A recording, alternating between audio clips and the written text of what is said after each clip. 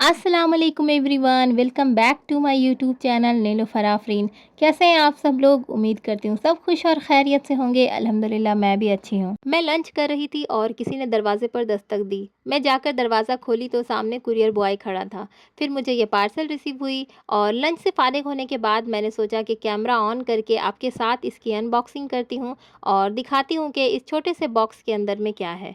जब से मैं ये ऑर्डर की थी तब से इसका काफ़ी बेसब्री से इंतज़ार कर रही थी, क्योंकि जब भी हम किसी चीज़ को ऑर्डर करते हैं तो हमारी क्यूरियोसिटी थोड़ी बढ़ जाती है और हमें लगता है कि बस जल्दी सा वो चीज़ हमें मिल जाए, और जब मिल जाती है ना तब लगता है कि हम इसे जल्दी सा ओपन करके चेक कर लें कि ये वही चीज़ हमें मिली है कि नहीं जिसे हमने ऑर्डर किया था। ये मेरे लिए बहुत ही ख़ास है, क्योंकि इससे मुझे ज़िंदगी गुजारने के बेहतर तरीक़े और ज़िंदगी के हर पहलू को समझने में मदद मिलेगी। इस बॉक्स में ये किताब है जिसे मैंने ऑर्डर किया था और इस किताब का नाम है अल रहीकुल मख्तूम। आई थिंक कि आप में से बहुत सारे लोग इस किताब के बारे में जानते होंगे, क्योंकि ये सीरत नबवी है, यानी कि हमारे प्यारे नबी करीम सल्लल्लाहु अलैहि वसल्लम की बायोग्राफ़ी। और इस किताब के ऑथर है शेख सफ़ीउर रहमान मुबारकपुरी, जो कि मुबारकपुर आज़मगढ़ यूपी के रहने वाले एक मशहूर और मारूफ इस्लामिक स्कॉलर थे। एक्चुअली ये किताब उन्होंने अरबी ज़बान में लिखी थी, लेकिन जब 1979 में मुस्लिम वर्ल्ड लीग की तरफ से एक इंटरनेशनल इस्लामिक कंपटीशन कराया गया, जिसका मकसद था कि सीरत नबवी पर एक बेहतरीन किताब का इंतखाब करना, तो उस कंपटीशन में इस किताब ने सबसे बेहतरीन और अव्वलीन दर्जा हासिल किया। उसके बाद से ही ये डिफरेंट लैंग्वेजेज़ में पब्लिश होना शुरू हो गई थी। मैं ये उर्दू लैंग्वेज में मंगाई हूँ, इसका इंग्लिश वर्ज़न भी अवेलेबल है द सील्ड नेक्टर के नाम से। इसकी कुल 747 पेजेज़ हैं, तो मैं धीरे-धीरे इसे पढ़ती जाऊँगी और फिर इस किताब की प्यारी-प्यारी सी बातें आपके साथ शेयर करती जाऊँगी। मेरा ख़्याल ये है कि हम सभी को अपनी रोज़मर्रा की ज़िंदगी से थोड़ा-सा वक़्त निकाल कर किताबें ज़रूर पढ़नी चाहिए। वैसे भी इस्लाम में हर मर्द और औरत पर दीनी इल्म हासिल करना फ़र्ज़ है, और जब हम खुद से किताबें पढ़ेंगे तो हमारी दिलचस्पी बढ़ेगी और हमें ऑथेंटिक नॉलेज भी मिलेगा। फिर शाम हो गई थी तो मैंने ये कपड़े और सारी चीज़ें निकाल ली हूँ, क्योंकि आज हम लोग जाने वाले हैं टीसीई के एनुअल डे पे। एक्चुअली मैं थोड़ा-सा कन्फ्यूज़ थी कि कौन से कपड़े पहनूँ, क्योंकि आने में रात हो जाएगी और रात में थोड़ी-सी ठंड महसूस होने लगती है, इसलिए मैंने फुल स्लीव्स के कपड़े निकाले हैं। वैसे मैं बहुत ज़्यादा मेकअप पर्सन नहीं हूँ, लेकिन ओकेजनली कभी-कभी मेकअप कर लेती हूँ। यहाँ पर मैंने कुछ चीज़ें और भी रखी थी, लेकिन जैसे ही मैं वीडियो बनाने लगी ना तो आयशा ने 2-3 चीज़ें उठा ली हैं। सबसे पहले तो वो लिपस्टिक उठाई, क्योंकि उसे लिपस्टिक बहुत पसंद है। और हस्बैंड अपने कपड़े बता कर गए थे, तो मैं बाहर लॉन्ड्री से उनके कपड़े आयरन करवा ली थी। हम लोग कपड़े वगैरह पहनकर तैयार थे, हस्बैंड ऑफिस से आए, फ्रेश हुए और फिर वो भी रेडी होकर हम लोग निकल पड़े थे वाशी के लिए। क्योंकि ये प्रोग्राम वाशी के ऑडिटोरियम सेंटर में हो रहा था। हर साल टीसी का एनुअल डे दिसंबर में होता है और लास्ट ईयर भी हम लोग यहीं पर आए थे। माशाल्लाह से काफ़ी अच्छा प्रोग्राम था। एनुअल डे का असल मकसद होता है कंपनी की कामयाबी का जश्न, अपने एम्प्लॉयज़ को फेलिसिटेट करना, उनकी हौसला अफजाई करना, और सभी की फैमिलीज़ भी आई हुई होती हैं, तो उनके लिए बेहतरीन खाने-पीने और एंटरटेनमेंट का इंतज़ाम किया जाता है, ताकि सभी लोग मिलकर कंपनी के गुड कल्चर को एंजॉय करें। हम लोग ऑडिटोरियम पहुंच चुके हैं और ये ऑडिटोरियम काफ़ी बड़ा और स्पेशियस है। यहाँ पर ये एंट्री गेट बनी हुई है जहाँ से हमें एंटर करना है। एक्चुअली एक एम्प्लॉय के साथ सिर्फ 4 फैमिली मेंबर ही अलाउड होते हैं, और यहाँ एंट्री गेट पर कंपनी का पास शो करने के बाद ही 1 बाय 1 करके एंटर करना था। एंट्री के साथ ही इन्होंने डिनर कूपन भी प्रोवाइड करा दिए थे। अभी शाम के लगभग 4:30 बज रहे हैं और प्रोग्राम शुरू नहीं हुआ है। अभी स्नैक्स टाइम है, स्नैक्स टाइम के बाद ही प्रोग्राम शुरू होता है। देखिए सारी कुर्सियाँ भी अभी खाली हैं और स्टेज भी इन्होंने काफ़ी बड़ा बनाया हुआ है, साथ में दोनों साइड बड़े-बड़े से प्रोजेक्टर्स भी लगाए हुए हैं।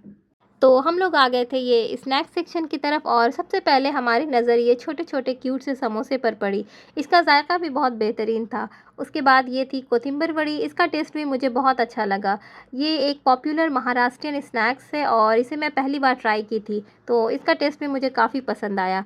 उसके बाद ये ढोकला वगैरह था, ये वाइट ढोकला और ये नॉर्मल जो येलो ढोकला हम लोग बाहर में खाते हैं। और फिर धनिया पत्ती की हरी चटनी को प्लेट में रखकर ये सारे स्नैक्स को एंजॉय किए। स्नैक्स में और भी ऑप्शंस अवेलेबल थे, और इनका सारा स्नैक्स बिल्कुल लाइट वेटेड था और खाने में बहुत अच्छा बेहतरीन जायकेदार था।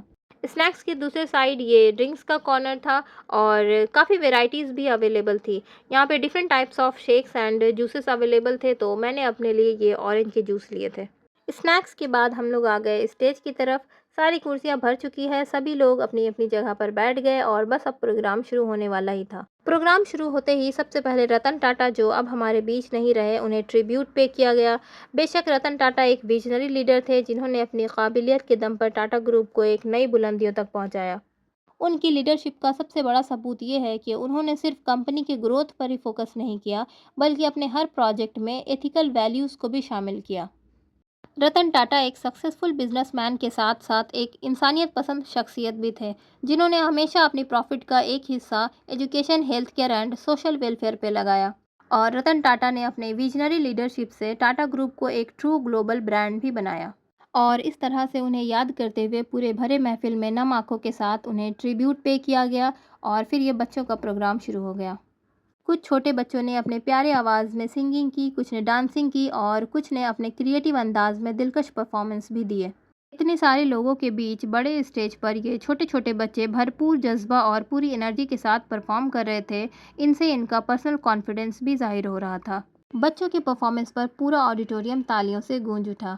और फिर उसके बाद इन लोगों का प्रोग्राम शुरू हो गया। इन्होंने क्लाइमेट चेंज और एक्वा पॉल्यूशन पर फोकस करते हुए परफॉर्मेंस दी थी और अपने परफॉर्मेंस के ज़रिए एक बहुत अच्छी मैसेज भी दी। और भी बहुत लोगों ने मीनिंगफुल परफॉर्मेंस किए, मैं सारे को रिकॉर्ड नहीं कर पाई। फिर उसके बाद ये फेलिसिटेशन का प्रोग्राम शुरू हो गया। कंपनी के डिज़र्व पर्सन की हौसला अफजाई की गई और जिन्होंने अपनी ज़िंदगी के 25-30 साल इस कंपनी के साथ गुजारे हैं, उन्हें ये टीसीई वैल्यू अवार्ड से नवाजा गया। प्रोग्राम ख़त्म होने के बाद हम लोग आ गए बुफ़े एरिया में डिनर के लिए। हल्की सी सर्द मौसम में मैं ये गर्मा गर्म चिकन सूप ली हूँ। वैसे तो हमने स्नैक्स लिए थे, इसलिए ज़्यादा भूख नहीं थी, लेकिन बस मैं देख रही थी कि अगर कोई नया आइटम या डिश होगा तो फिर मैं उसे ट्राई करूँगी।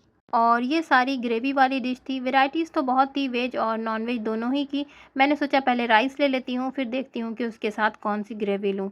फिर मुझे ये बिरयानी नज़र आई। ये वेज बिरयानी था, लेकिन इसका टेस्ट बहुत अच्छा था। इसके दूसरे साइड पे ये रोटियां रखी हुई थी। ये आटे की बनी हुई रोटियां थी। देखने में ये थोड़ी मोटी और ऑयली लग रही थी, इसलिए मैं एक ही ली और मैं और आयज़ा शेयर करके खा ली थी इसे।